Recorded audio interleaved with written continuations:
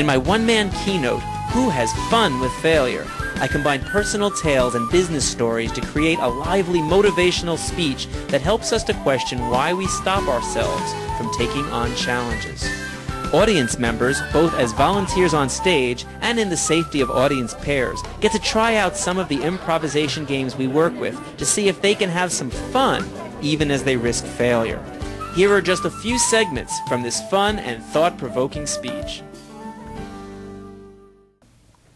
The program on that November morning involved 10 of the best speakers in Southern California and me. And I had never given a presentation before. Why was I there?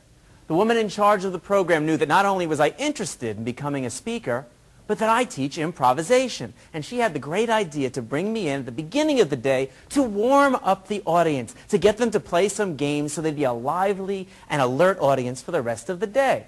A very clever idea.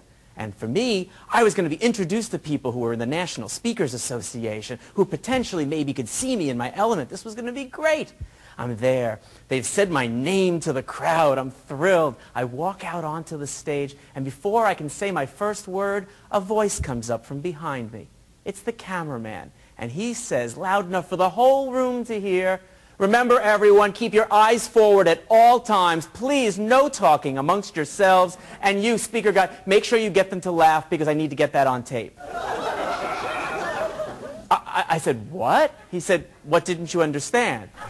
I said, no, you don't understand why I'm here. See, I'm going to lead them in improvisation games. I'm going to pair them up, have them play some games, then we're going to discuss the games. It's just a warm-up exercise.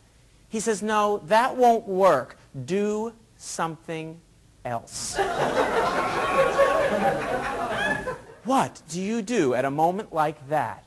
I looked out at the crowd. They were horrified. Those were the professional speakers out there. No one had ever told them, throw away all your material and do a new presentation. But the new guy was on the spot. What do I do? Breaking down crying seemed like a good answer at the time, but I resisted. Simply excusing myself probably would have been acceptable, but it's still not the option I chose. I looked out at the crowd and I smiled, much warmer than I felt inside at that moment.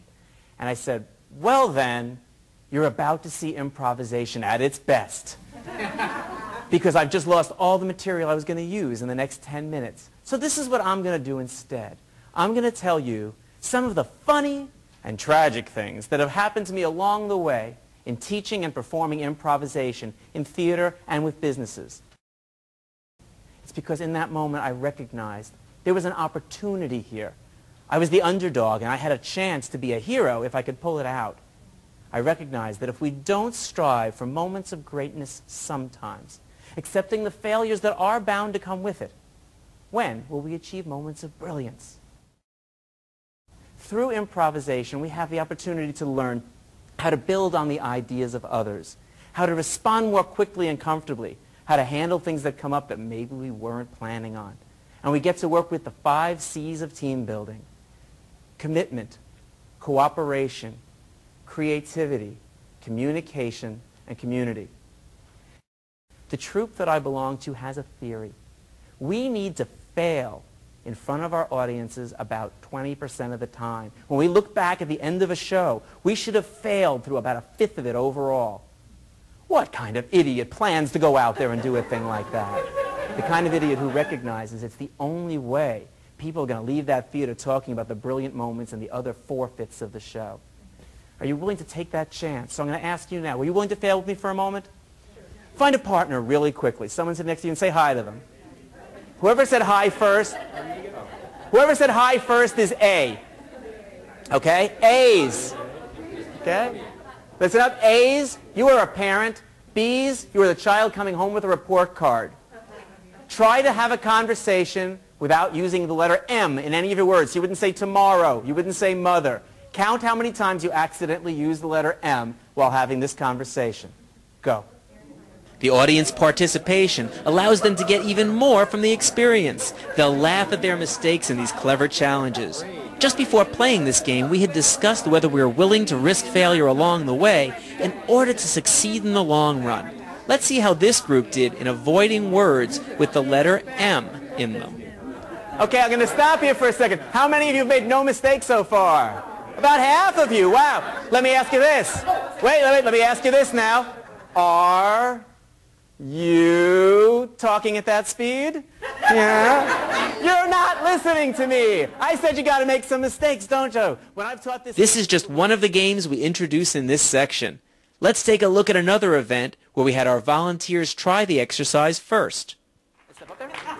So we're going to play a game now called Speaking in One Voice. And the goal of this game for you two is you two are going to try and speak in perfect unison. The problem is I'm not going to tell you in advance what to say, so that makes it a little trickier. And what I want you to do is answer the question, what are the three colors in the American flag? Red, white, and blue. Now this one's going to be a little slower. What are the three ingredients in a peanut butter and jelly sandwich? Peanut butter and jelly. And bread. Bread. Tuna salad onto the bread. They got good at the end there, didn't they? Congratulations. Good job. Take a seat. In no time, I'll have your whole audience playing along and sounding like this. Yes.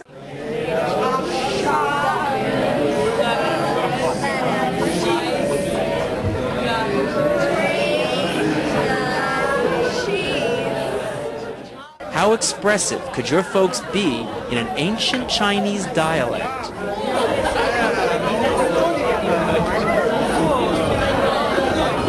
More than you'd think. We've played a lot of games here today, but if we can apply these skills here today, we can apply them anywhere out there, right? But what have you got to lose except a little bit of failure? Because failure, we finally realize, is usually not nearly as bad as we make it out to be, especially if you can keep smiling while you're doing it. And I thank you for your smiles and for being with me today. Goodbye. This combination of humorous tales, heartfelt moments, and audience involvement is always a hit.